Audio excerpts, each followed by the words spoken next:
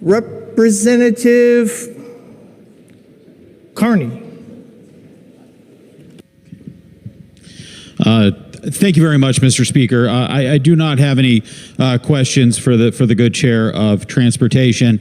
I just rise in support of the legislation, but particularly sections 12 through 17. And I really do want to thank the chairs of transportation, ranking members, and the DMV for helping me with this section. Last year in Old Saybrook, there was a tragic boating accident right off Saybrook Point, and it took the lives of 3 young men: Ryan Bertagna of Waterford, Chris Hallahan of Westbrook, and Ian Duchemin of Oakdale. And it really rocked the community. These young men were beloved.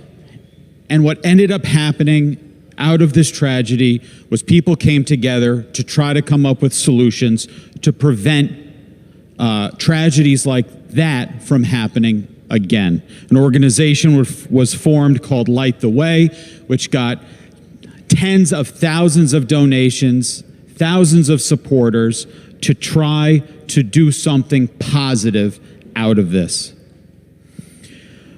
After the beginning of session, Ryan's mother, Jessica, reached out to me to try to see if we could do something in our laws to hopefully prevent something like that from happening again.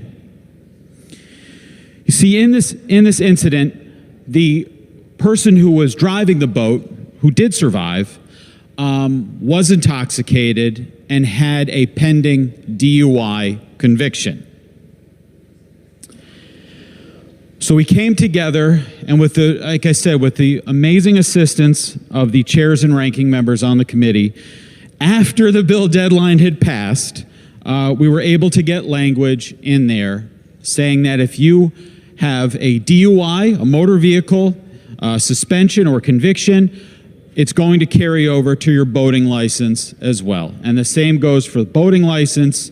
You'll lose your motor vehicle license in that situation. And, you know, there's a lot of times we come up here and we're hoping to do something good for the state, something very good for the state. And this is one of the most important things I think I've ever been a part of in the 11 years I've been here for my community. And I am looking forward to this passing.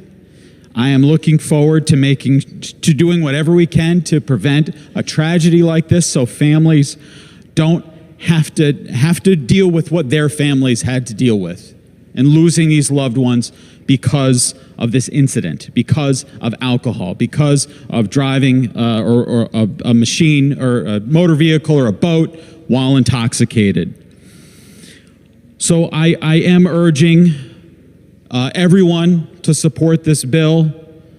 I look forward to it passing, and I hope we continue to do what we can to prevent lives from being lost or affected by intoxication. You know, in this building, we talk a lot about tobacco, we talk a lot about firearms, but very, very rarely do we talk about the negative implications of intoxication and alcohol.